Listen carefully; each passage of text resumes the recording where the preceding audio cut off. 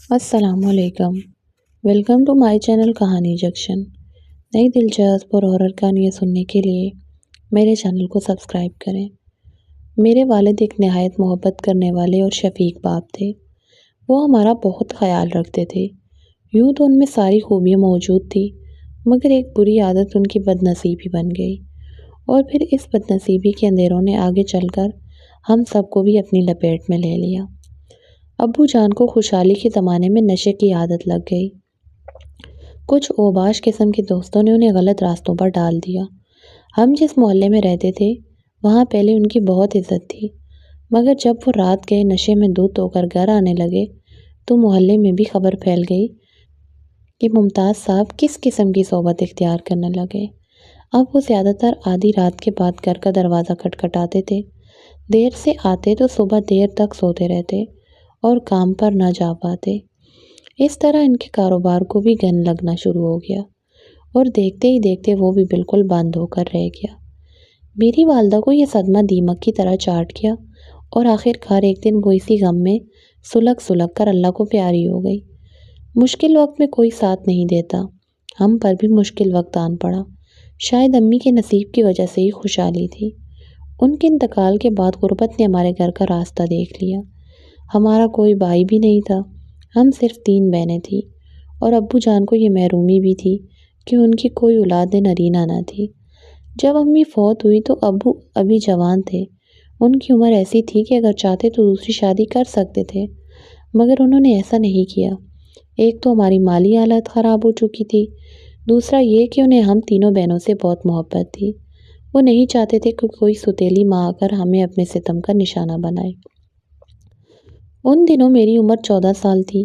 میں میٹرک میں پڑھ رہی تھی۔ کوثر مجھ سے 2 سال چھوٹی تھی، اور کلثوم یعنی سب سے چھوٹی بہن ابھی صرف 10 سال کی تھی۔ مجھ پر بڑی ذمہ داری آن پڑی، گھر کا کام کاج اور ابو کی دل جوئی، کیونکہ وہ بہت پریشان رہنے لگے تھے۔ انہیں ہماری بھی فکر تھی، اور کاروباری پریشانی نے بھی انہیں جکڑ لیا تھا۔ امی کی وفات کا صدمہ بھی کچھ کم نہیں تھا۔ ان کا گھر اجڑ کر رہ گیا تھا، اوپر سے برے دوستوں نے جو لتیں انہیں لگا دی تھی وہ بھی ان کا خون چوس رہی تھی۔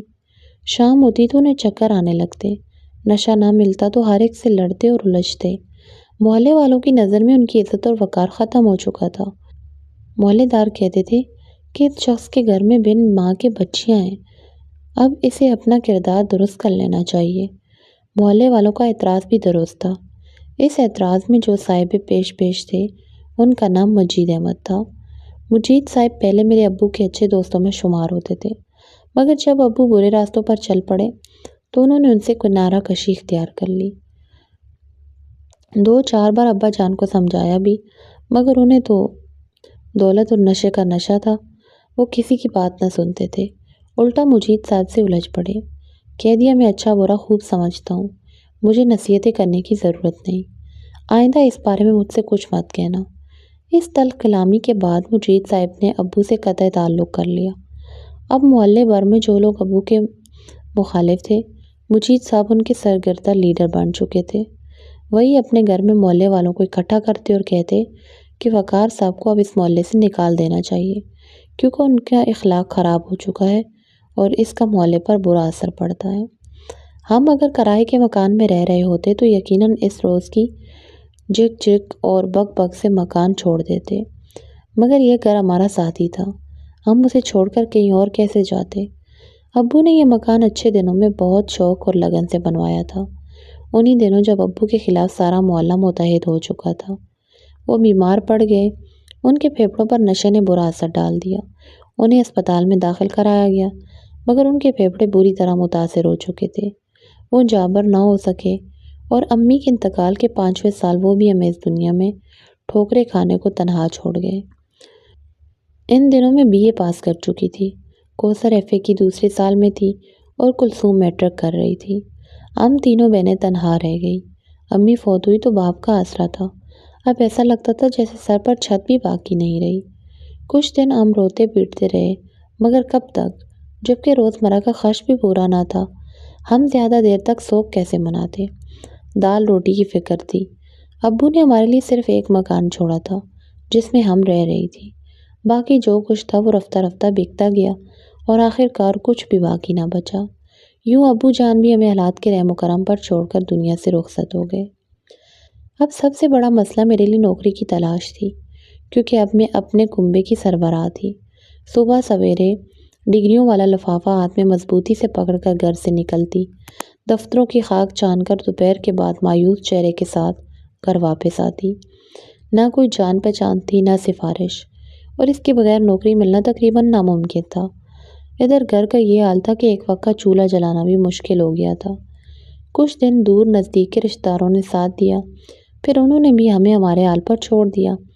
ایک روز میں ڈگریوں والا لفافہ ہاتھ میں لیے مایوس اور تھکے قدموں سے گھر لوٹ رہی تھی کہ محلے کے ایک اوباش نوجوان نے مجھ پر فکرے کسے۔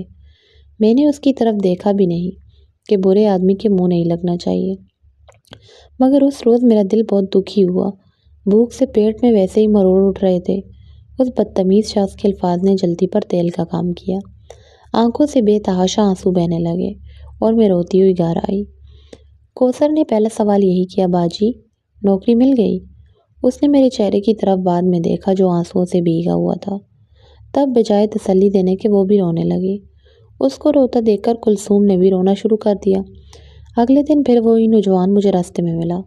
اس نے دوبارہ بدتمیزی کی۔ میں برداشت نہ کر سکی اور اس سے الجھ پڑی۔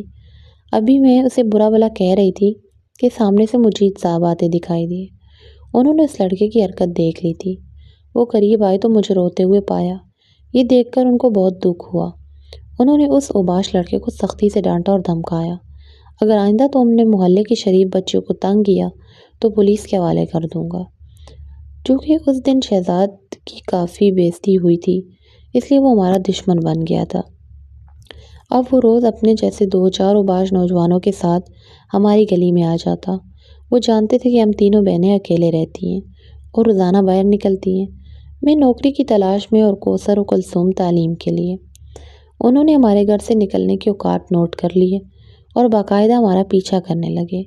وہ کبھی کبھی ہمارے گھر پر پتھر بھی پھینک دیتے۔ یہ سب ہم کہاں تک برداشت کر سکتے تھے؟ آخرکار میں نے پڑوس میں شکایت کی۔ ہمارے برابر میں خواجہ صاحب رہتے تھے، جن کی بیوی کبھی کبھار ہماری خبرگیری کیا کرتی تھی۔ خواجہ صاحب نے مجید صاحب کو بلا کر ساری صورتحال سے آگاہ کیا۔ اگلے روز جمعہ تھا۔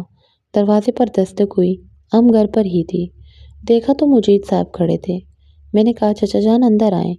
وہ اندر آئے، ہمارا حال احوال پوچھا تو ہم ضبط نہ کر سکی اور رونے لگی۔ ان کو بہت دکھ ہوا۔ وہ بولے، بیٹا جو ہوا اللہ کی مرضی تھی، یہی تم لوگ کی تقدیر تھی۔ تمہارے والد صاحب میرے اچھے دوست تھے، چاہے بعد میں تعلقات خراب ہو گئے ہوں۔ اب تم میری بیٹیاں ہو، میں تمہارے ہر دکھ درد میں شریک ہوں۔ مجھے اپنا باپ سمجھو، جو ضرورت ہو بلا جھجک کہنا۔ انہوں نے کچھ رقم بھی دی اور کہا کہ تمہارے والد صاحب نے مجھے بطور قرض دی تھی۔ میں سمجھ گئی کہ وہ ہماری مدد کرنا چاہتے ہیں۔ والد صاحب نے اگر واقعی قرض دیا ہوتا تو برے دنوں میں ضرور واپس لے لیتے۔ ہمیں سخت ضرورت تھی، اس لیے رقم رکھ لی۔ اس دن مجھے یوں لگا جیسے ابو جان مجید چاچا کے روپ میں لوٹ آئے ہوں۔ اب وہ روز ہمارے گھر آتے، ہماری ضروریات پوچھتے۔ میری نوکری کے لیے انہوں نے کوششیں شروع کر دی۔ صبح ان کی گاڑی کوثر اور کلثوم کو کالج چھوڑنے جاتی اور چھٹی کے وقت واپس لے آتی تاکہ محلے کے لڑکے انہیں تنگ نہ کریں۔ کچھ دن امن رہا، پھر محلے میں چہم گوئیاں شروع ہو گئی۔ لوگ انکل مجید کی ہمدردی کو غلط رنگ دینے لگے۔ کہا جانے لگا کہ یہ یتیم بچیوں سے ان کا غیر معمولی لگاؤ مشکوک ہے۔ ان چہم گوئیوں کو شہزاد اور اس کے ساتھیوں نے مزید ہوا دی۔ انکل مجید نے پرواہ نہ کی کیونکہ ان کی نیت صاف تھی۔ انہوں نے کبھی صفائیاں پیش نہیں کی۔ اس کا نتیجہ یہ نکلا کہ اب لوگ کھلا مکھلا مارے اور انکل مجید کے خلاف بولنے لگے، یہاں تک کہ ایک دن محلے والے ان کے گھر کے باہر جمع ہو گئے۔ انہوں نے کہا کہ یا تو ان لڑکیوں کو محلے سے نکالو یا تم خود چلے جاؤ۔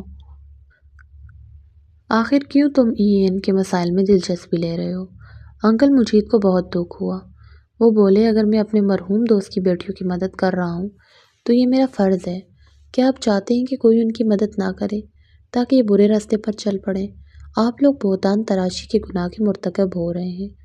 مگر کسی کی بات سننے کو کوئی تیار نہیں تھا۔ مردوں نے باہر اور عورتوں نے اندر انکل کی بیوی کو بھی بدگمان کر دیا۔ ان کے گھر جھگڑا ہونے لگا۔ ان دنوں میرا ایک انٹرویو تھا اور انکل مجھے لے کر گئے۔ واپسی پر محلے کے گنڈے پہلے سے طاق میں تھے۔ انہوں نے گاڑی پر پتھراؤ کیا، شیشہ ٹوٹا، انکل زخمی ہو گئے۔ مجھے بھی چوٹ آ سکتی تھی مگر میں بچ گئی۔ انکل کا بیٹا خالد اس وقت کوہاٹ میں فوجی ٹریننگ پر تھا۔ اسے اطلاع ملی تو وہ فوراً آیا۔ انکل نے اسے ساری صورتحال بتائی تو خالد نے کہا، ابو اگر آپ واقعی ان بچوں کی مدد کرنا چاہتے ہیں تو ان میں سے کسی ایک کو بہو بنا لیں، سب کی زبانیں بند ہو جائیں گی۔ انکل نے کہا، یہ لڑکیاں بالکل شریف ہیں، میں اپنی بیٹیوں جیسی سمجھتا ہوں ان کو۔ انکل نے محلے والوں کو جمع کر کے اعلان کیا کہ ان کی منگنی اپنے بیٹے خالد سے کر رہے ہیں تاکہ کوئی انگلی نہ اٹھا سکے۔ محلے والے مطمئن ہو گئے اور کہنے لگے، اب سمجھ آیا، اگر پہلے بتا دیتے تو ہم شک نہ کرتے۔ یوں خالد کی منگنی کوثر سے طے پائی کیونکہ وہ اس کی ہم عمر تھی۔ میری شادی بعد میں انکل نے اپنے ایک دوست کے بیٹے سے کر دی۔ کلثوم نے میڈیکل جوائن کرنے کی کوشش ظاہر کی، انکل نے اس کا داخلہ کروا دیا۔ آج وہ ڈاکٹر ہے۔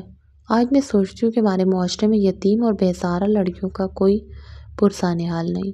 اگر ہمیں انکل مجید جیسے نیک دل انسان کا سہارا نہ ملا ہوتا تو نہ جانے ہماری زندگی کا انجام کیا ہوتا۔